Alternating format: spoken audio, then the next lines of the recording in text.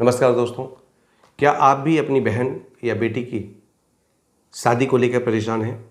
शादी योग्य हो चुकी है, बार बार आप प्रयासरत हैं परंतु शादी तय नहीं हो पा रही है, और अगर शादी तय भी हो जा रही तो ऐन वक्त पर शादी कट जा रही है और आप बहुत परेशान हो चुके हैं।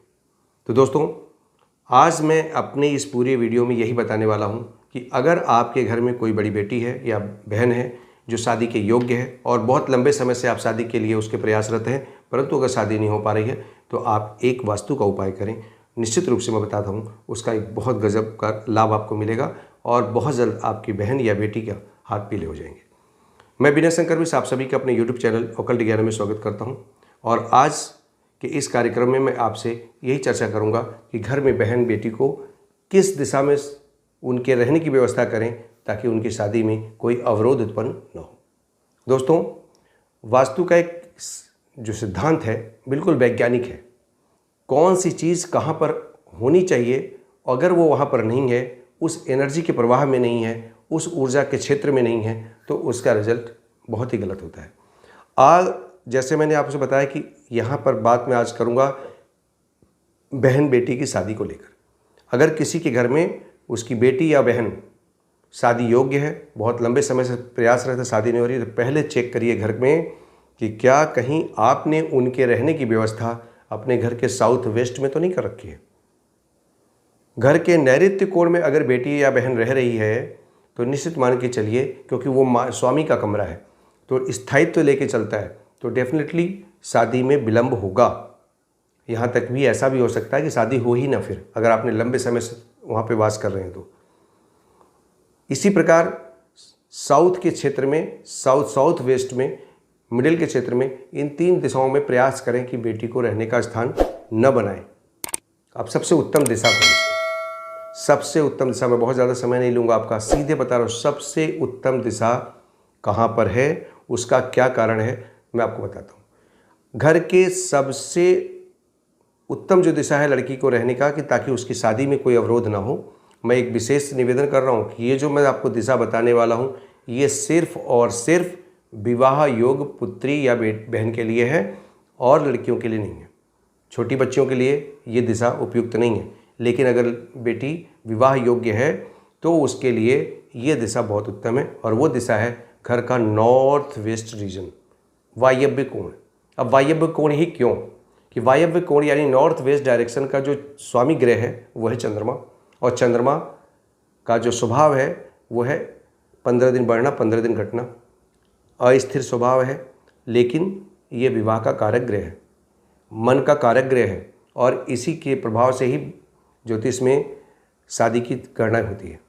साथ ही साथ इसका जो इस क्षेत्र का यानी वायव्य कोण का जो अधिपति देवता है वो है वायु। अब चंद्रमा और वायु दोनों की गति, दोनों गतिमान हैं, दोनों हमेशा चलायमान हैं, तो जो इस दिशा में रहेगा वो बहुत लंबे समय तक उस कमरे में या उस जगह पर स्थिर नहीं रह सकता। इसलिए अगर वहाँ पर बेटी का आप अस्थायी रूप से ही सही वहाँ रहने की व्यवस्था कर दें, वहाँ सोने उठने बैठने की व्यवस्था उसकी कर दें, यानी अधिकतर समय उसका नॉर्थ वेस्ट रीजन बीतने शुरू हो जाए, तो मैं आपको बता दूं कि अगर बहुत लंबे समय से आप प्रयासरत हैं शादी के लिए, शादी नहीं हो पा रही है, तो वो दिन बहुत जल्दी आएगा, बेटी अपने घर पे सुरक्षित आराम से शादी होकर चली जाएगी।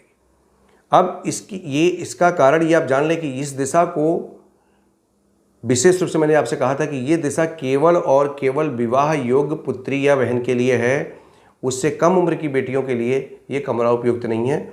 इसके लिए फिर, क्योंकि ये स्थान गतिमान है, चलायमान है, यहाँ पर कोई भी चीज़ बहुत लंबे समय तक टिकती नहीं है, इसीलिए इसको मेहमान भी, अतिथियों को भी ठहराने का भी ये स्थान है। ये दिशा विशेष रूप से जो नॉर्थ वेस्ट का जो रीजन है, जो क्षेत्र है, वो इसके लिए उपयुक्त है कि वहाँ जो भी चीज़ होगी, चाहे वस्तु हो चाहे व्यक्ति हो, वो लंबे समय तक नहीं रह सकता। तो अगर आप अपने घर में अपनी बहन या बेटी की शादी को लेकर परेशान हैं, बहुत समय तक आपने सारे उपाय, तंत्र मंत्र, पूजा पाठ सब करा रखा है, आप शादी खोजते खोजते थक चुके हैं, तो आप निश्चित रूप से वास्तु के इस टिप्स का फ़ायदा उठाइए और अपनी बहन या बेटी का जो रहने का कमरा है उसको नॉर्थ वेस्ट रीजन में आराम से सजा के दे दीजिए, फर्स्ट क्लास, उसको रहने की व्यवस्था कर दीजिए। मैं दावे के साथ कहता हूँ 2 से 4-6 महीने के अंदर शादी का एक उत्तम रिश्ता होगा और बेटी अपने घर खुशी खुशी जा सकती है।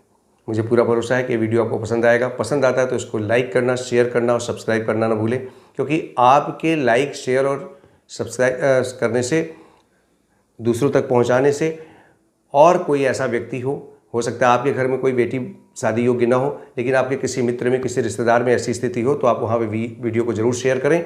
अगर वो लाभान्वित होंगे, किसी के भी ये लाभ काम आ जाए मेरा वीडियो, तो हमारा वीडियो बनाने का मंतव्य बिल्कुल सफल हो जाता है। मुझे पूरा भरोसा है कि आपको ये वीडियो पसंद आया है, और आता है तो इसको लाइक और शेयर करना जरूर न भूलें। और एक नई वीडियो के साथ पुनः मिलूंगा, तब तक के लिए नमस्कार। जय हिंद, जय भारत।